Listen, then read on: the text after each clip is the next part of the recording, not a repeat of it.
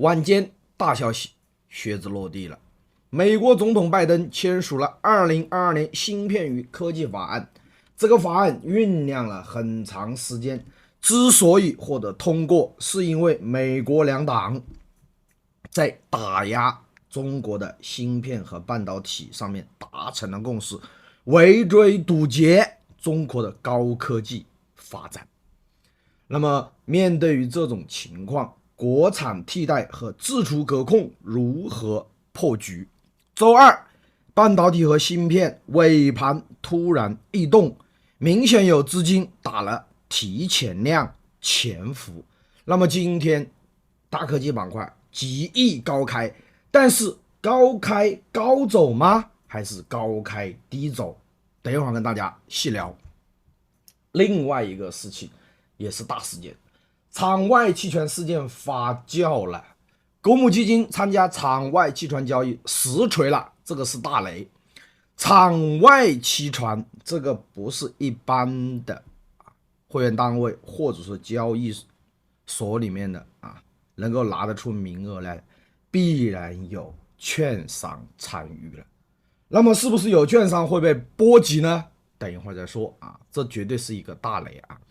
指数经历了4连阳之后，今天来到了变盘窗口，而且今天有重要的 PMI 数据还有社融数据都要出炉，怎么看？来自于今天是涨是跌，看完这个视频齐刘给你答案。今天8月11号周三，我们做一下早评。深夜证券市场传来了3个消息，我们解读完这3个消息之后，结合技术面、情绪面、消息面推演一下今天的行情。那么可以说，齐刘首先在这个地方说一句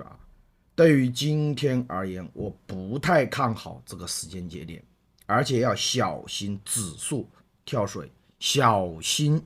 整个市场出现情绪上的坍塌。为什么这么讲？等一会儿再跟大家把消息面捋完了之后再来说。首先是第一个消息，我们看这个是晚间比较大的一个消息，美国总统签署了2022年芯片与科技法案。那么这个法案是什么回事呢？对美国芯片行业给予520亿美元补贴，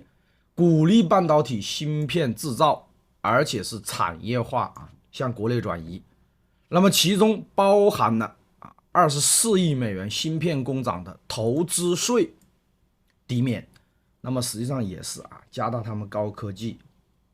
发展，也就是把很多高科技行业或者工厂想带回美国，也就是刺激他们的大科技公司在本土化发展。那么这个里面最大的一个问题就是什么呢？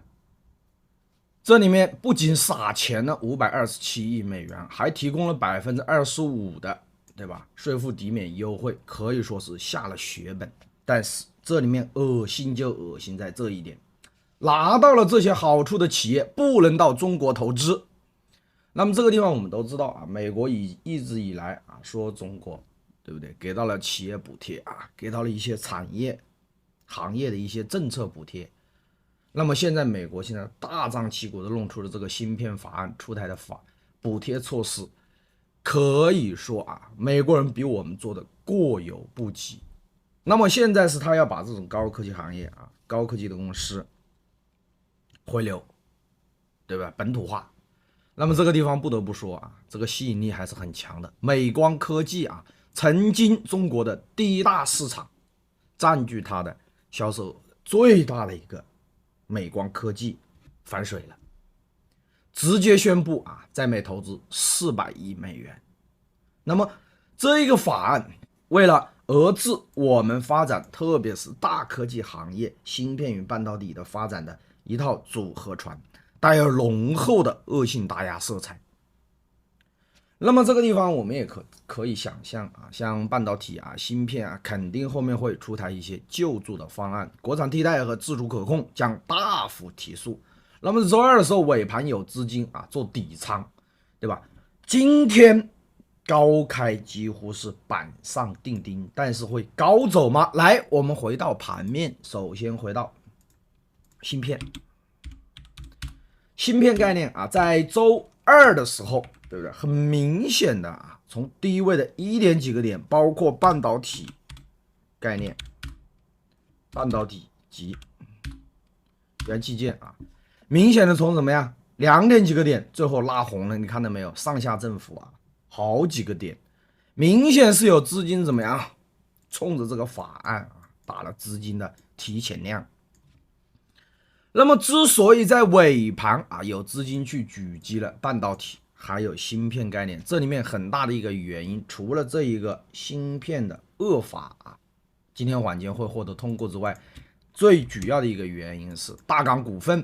5进6板作为市场的龙头，在这个位置涨停封住了，然后情绪面上再结合这个消息，又资金就去做了一波。可以预见的是，芯片和半导体今天容易高开，但是面对当下这个时间节点，我觉得今天的一致性会有点强，极易出现冲高回落。那么朋友们应该知道期流是在周二的时候下午低吸过2成的仓位，今天在这个早盘如果说冲高的话，我肯定是要清的，对吧？因为当下期流现在的节奏上周其实做的很受伤，对不对？跟市场的节奏匹配不过来，那么控制住自己的手，控制住自己的仓位，在这个地方周一的时候，我本身就是这样等它跌的时候低吸的，原先预计周二的时候直接盘面会有反应，但是周二的时候，整个芯片和半导体早盘是没有反应的，它是什么呀？午后有一波资金对不对？芯片概念有一波资金去打了一个底仓，那么这波资金绝对是趁着这个由头，一个是市场的情绪，因为高标龙头顶在那里，另外一个就是冲着晚间的这一个芯片恶法的通过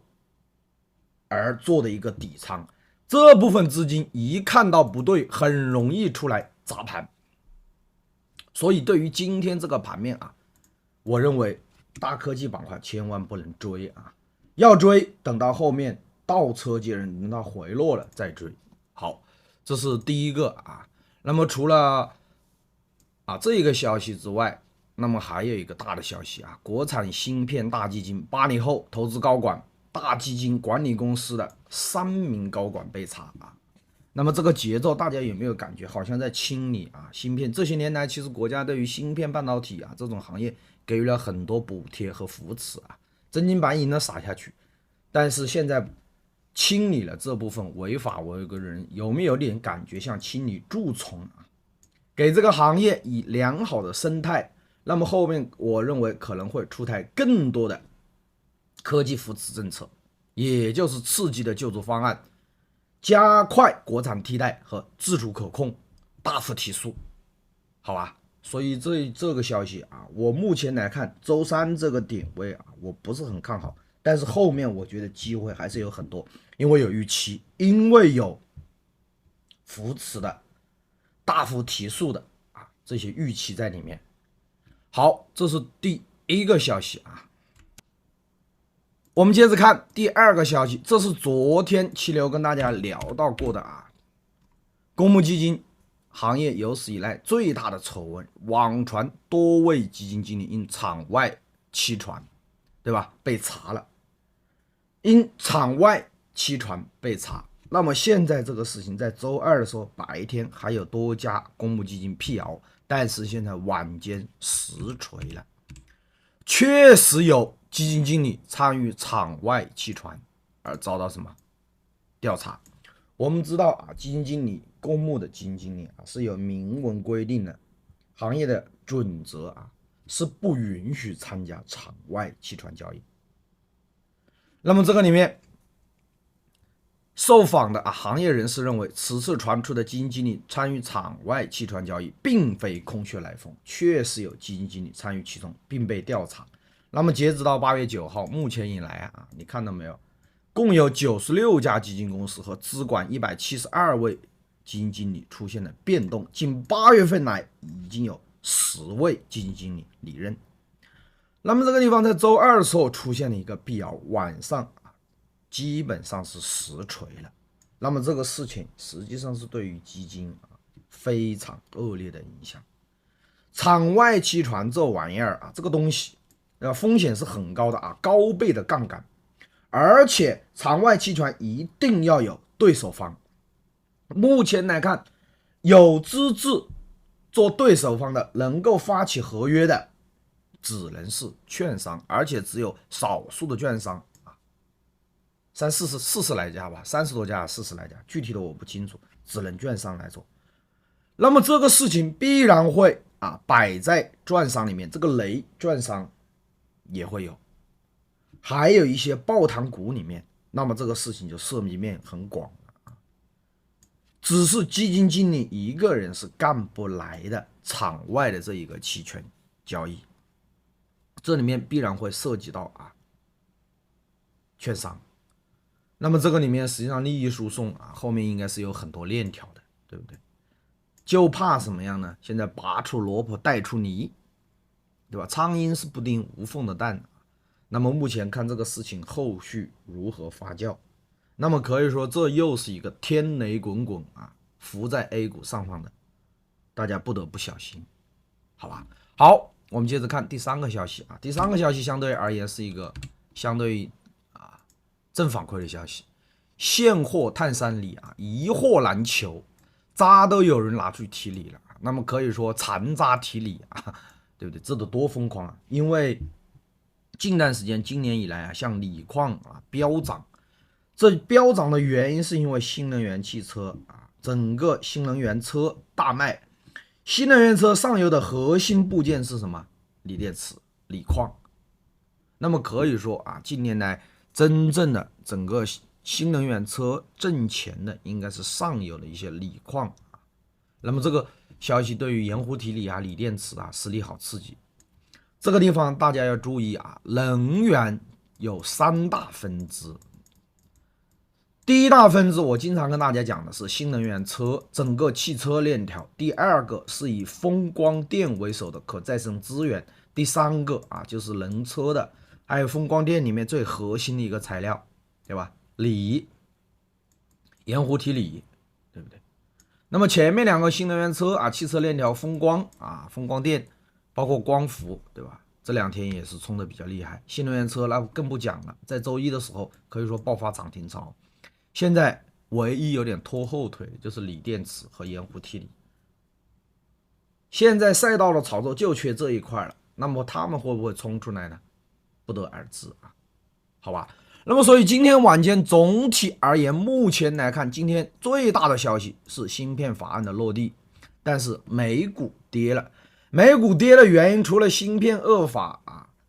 美国的科技公司跌了之外，还有一个原因就是上周五美股的非农美国的非农数据非常好，那么有华尔街的一些人士提出了9月份甚至要加息75个基点或100基点，对吧？还是要继续压通胀。那么现在周二的时候，就是因为美国要降通胀，大力发展再生资源，所以导致了周二的时候整个能源赛道你看光伏爆发了涨停潮，这也是跟美国要降通胀，要大力发展清洁能源这些有一定的关联。那么现在美股晚间受制于这个芯片恶法的通过以及加息75个基点和100个基点9月份的预言，那么今天晚间美股走的比较低迷对不对？纳指跌超了1个多点。那么这里面可以发现今天晚间欧美市场也是相对而言大面积的收的是绿盘，对吧？晚间期指富时 A50也是表现的比较羸弱，对不对？像没吃饭一样趴在这个地方在水下低位震荡。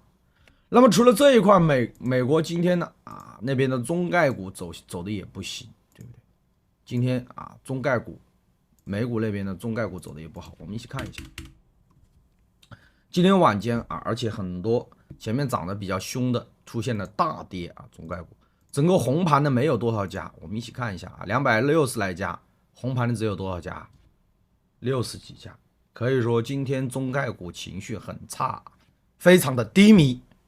对吧？这对在回港的中概股肯定是有一定的压力。所以晚间总体而言，通过外盘这个消息以及美股的走势来看，有一点负反馈。现在大 A 走出了4连阳，那么很多人都期待着指数的5连阳，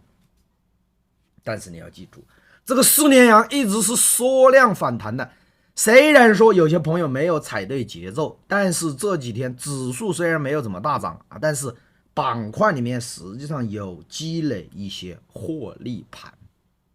那么对于今天市场的看法今天看变盘，而且是看绿盘，小心指数跳水。逻辑和原因，第一个，这4天的上涨实际上是没有量的，而且这4天的上涨里面积累了一些获利盘。第二个原因目前指数来到这个位置，刚刚不是说了吗？对不对？有几个利空的，实际上最大的利空就是什么？基金公募基金参与了一个什么场外期权，这个雷还不知道怎么发酵。像这种情况主力资金通常会规避这个时间窗口，不会在这种不确定的时间窗口去发动做盘。那么今天这个变盘，也有些朋友在想变盘是不是大变盘变涨呢？向上突进呢？变盘到底是向上突进还是向下跳水？那么期流的选项我看的是指数的跳水。所以在这个地方，我想提醒大家一句这仅代表期流个人意见仅供参考，好不好？因为指数在这个位置，前面我也说的很清楚了，上有压力下有支撑。那么实际上现在的指数在这一个位置，基本上就在3155这一个低点而且这个地方的低档的压力就是3260，对吧？3260基本上就在这么个区间里面来回震荡，除非有消息面或者政策面的一些大利好来刺激。当然了，线下这种刺激也不一定管用，因为什么？大雷还埋在那个地方，就怕拔出萝卜带出梨。今天期流看这个地方震荡调整的阴盘英镑而且要小心指数跳水回归10天均线，向10天均线靠拢。我再强调一遍有些朋友喜涨不喜跌期流是站在客观的角度，经过自己的系统我推演的行情。我不是说只说它涨，我也不是说只说它跌，我经常是站在一个客观的角度去分析多空力量的对比，还有消息面对于整个行情的演化的影响。那么老粉应该知道的。那么今天看的就是一个绿盘向5天均线靠拢，向这个5天均线靠拢，好吧？那么这地方期流有几点提示：第一，今天一定要盯6板的大港到底是如何承接，它对今天的情绪6板的有非常大的影响，它的走势要盯一盯它，这是第一个。第二个，北向资金，注意我在尾盘视频里面提出来的几点内容，绝对是观察今天情绪非常重要的几个因素。我再强调一遍，第一个就是当前市场最高的连板有效连板6板的大港是如何被市场承接的，会不会跳水还是快速涨停，它对市场的情绪是非常大的影响。第二个，北向资金的态度，今天早盘北向资金会不会出现大卖？第三个，也就是大科技行业，像芯片和半导体，你早盘看一看有没有资金抢跑，好吧？好，以上观点仅代表期流个人意见再次重复一遍。喜欢期流视频的朋友，长按3秒点个赞，对不对？这3点是早盘是非常好的一个观察情绪和对早盘的市场做出研判的比较好的3因素。好，谢谢大家的观看，再见。